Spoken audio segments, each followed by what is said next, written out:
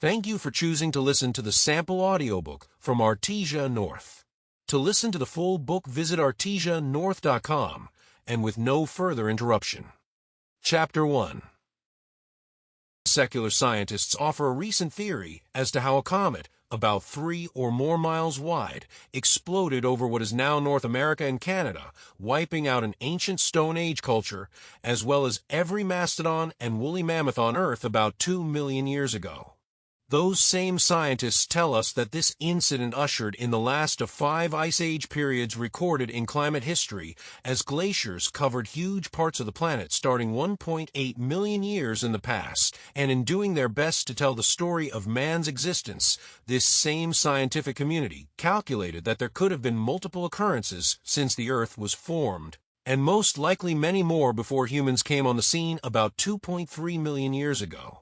Their evolutionary theory continues with the Pleistocene epoch as the first species from which Homo sapiens evolved, and by the end of the epoch, humans could be found in nearly every part of the planet.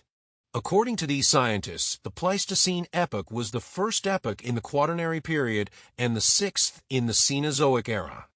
It is also thought to followed by the current stage, called the Holocene epoch.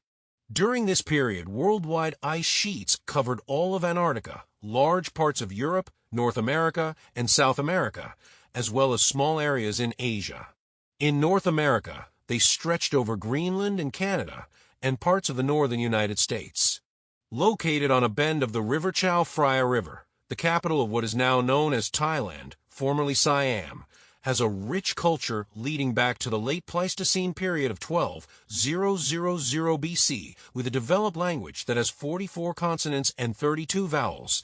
The country covers 513,000 square kilometers with 6 main tribes, consisting of the Karen, Hmong, Lahu, Lisu, Min, and Aka. With a history of occupation by outside forces, buried craftsmanship related to bronze jewelry, iron tools, and ornate pottery, and the remains of what could be described as a complex and developing society that established a monarchy in around the years of 1200 to 1300, with its capital established in the city of Phanankoing.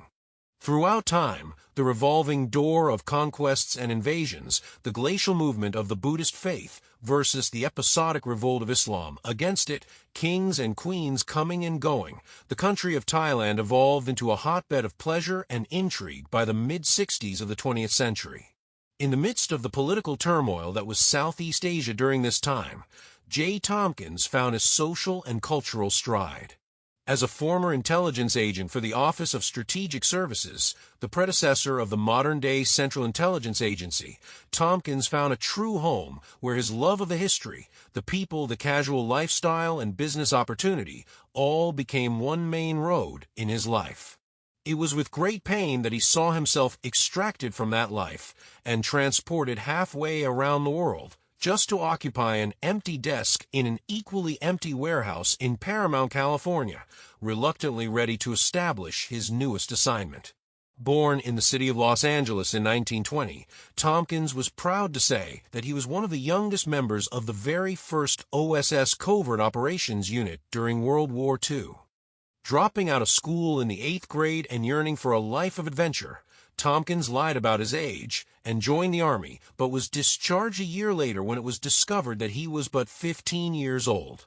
Returning to California, he knocked around doing carpentry and odd jobs and eventually found a place in the Los Angeles Police Department, and when that was deemed personally boring, he later joined the U.S. Customs Service and almost single-handedly uncovered a Japanese spy ring in Tijuana.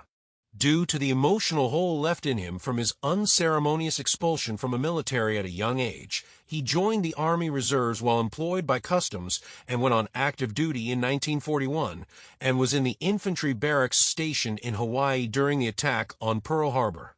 Soon after the war started, Tomkins was summoned by General Joseph W. Stilwell, Jr., who knew him when he served in the reserves. Stilwell was now the Far East commander for the OSS and knew that he needed a resourceful leader who could do whatever was asked of him.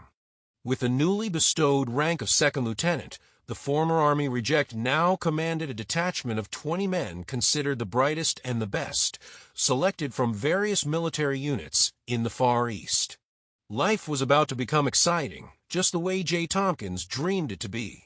With a burst of energy, the young lieutenant and his men headed to Burma, and for the next 2 years worked under the direct orders from Washington in the China-Burma-India Theater of Operations, working primarily with the communist leader for Vietnamese independence, Ho Chi Minh, in the united effort to expel their common enemy, Japan. Tomkins argued with Washington that the United States should maintain ties with the communist revolutionary leader after Japan's surrender in 1945 rather than side with the French in Indochina. His advice was ignored, and Ho Chi Minh went on to resist the French, who were defeated in 1954 and currently was waging war with American forces.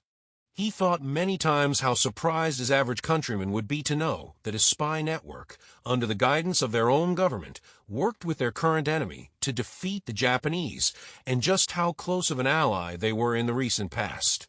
As he plopped his 6-foot, 2-inch frame into the oak chair located in the middle of the dusty warehouse, the man who was regarded as fearless by his associates, grabbing a 10-foot-long king cobra by the tail and slicing off its head, the one who creatively and boldly proposed detailed plans to assassinate Chinese leader Chiang Kai-shek or kidnap Adolf Hitler's top atomic scientist, or the man among boys who encouraged his men to hit me in the stomach as hard as you can and wouldn't flinch as. A result was now relegated to yet another beginning of a project that had all of the earmarks of boring with a capital B. Shuffling papers at the government-issued desk, the currently unenthusiastic spy daydreamed of his last assignment and how unceremoniously he was removed from the action. While the desert heat of Southern California could be formidable to most folks, J. Tomkins served as commander of OSS operations in the far east with 22 men under his command. His Special Unit Detachment 101 ultimately included 800 Americans and as many as 10,000 natives. The story circulated among his charges, testifying to the boss's toughness and focused leadership, with each of them passing on the story of how their leader dug a bullet from his own leg with a spoon after an insurrection in Burma, stopping to calmly sip whiskey in measured moments to overcome the intense pain. This story was relayed with such clarity and passion that those who shared it did so with the enthusiasm reserved for that of an observer with a front-row seat.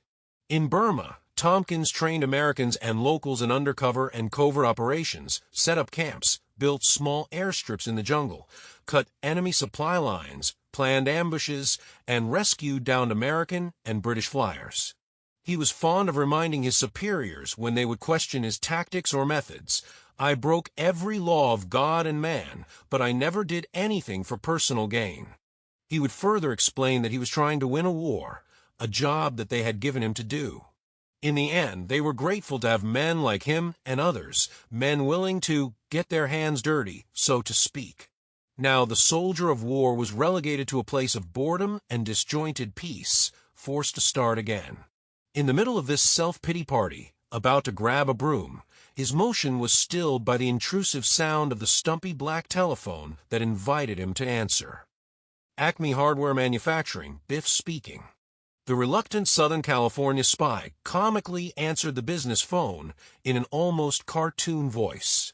"Cut the crap, Tommy. What if that was the boss calling you? He would be pissed if he heard that nonsense." The voice on the other end was a young Army captain by the name of Stater, who helped Tomkins to relocate to his new duty station. They had developed a tolerable working arrangement with Stater, thinking they were better friends than they actually were. He may not like or fear the junior officer on the other line, but he was correct in the point that if it was their boss, General White, catching either of them acting unprofessional, it would be lights out for sure. Why can't we name this operation after a cartoon?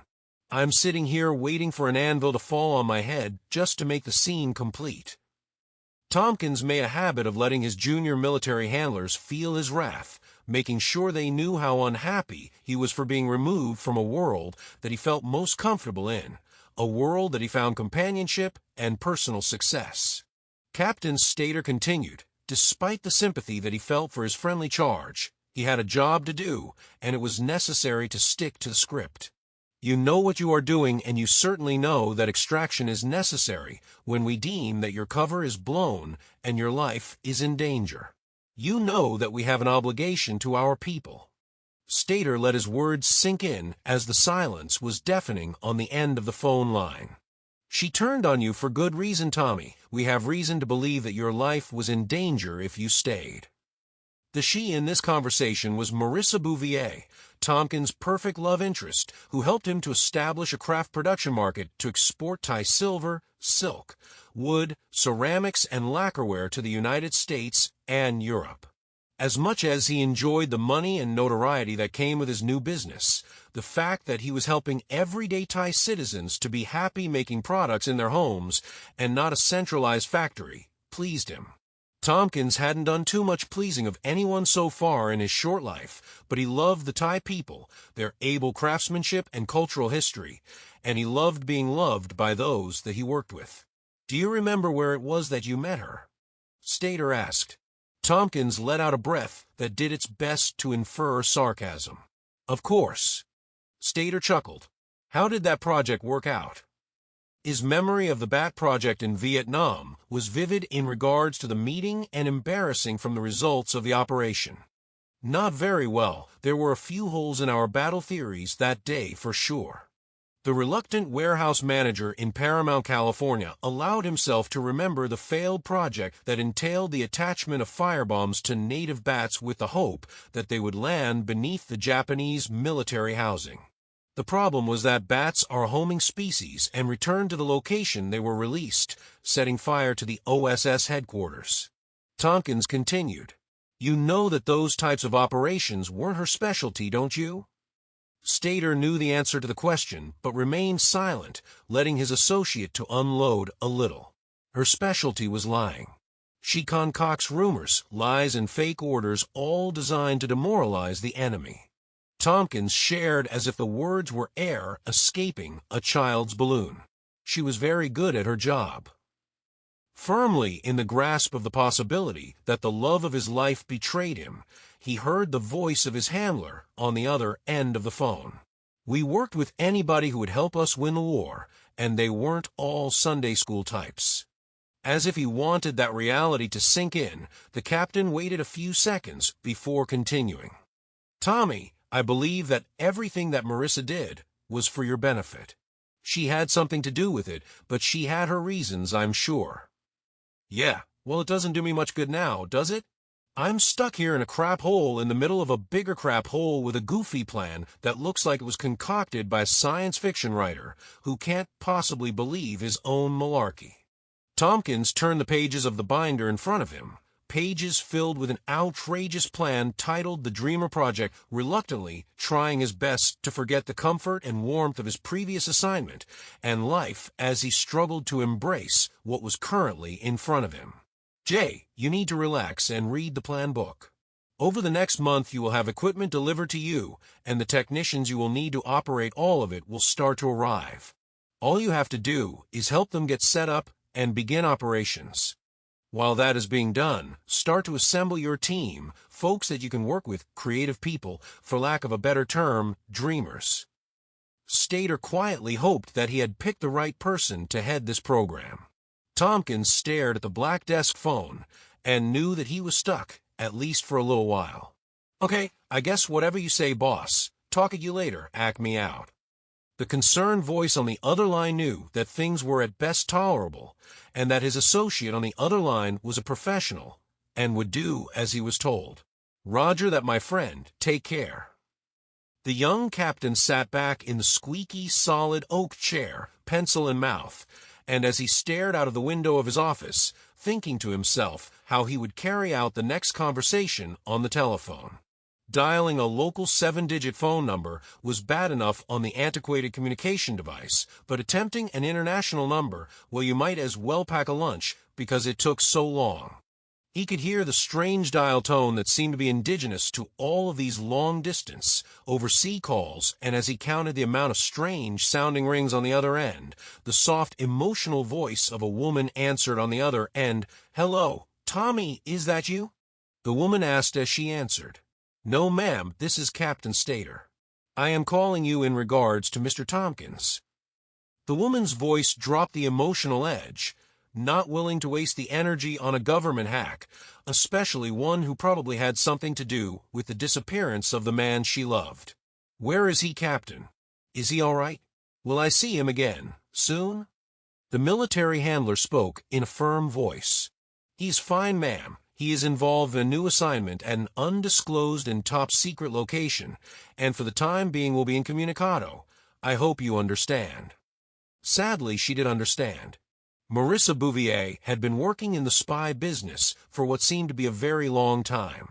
"Tell me, Captain, he is well and happy?" The captain thought before answering. "He is as well as he can be, ma'am, and in all of the time I have known him, I have never known him to be happy." "Well, he was happy when he was with me."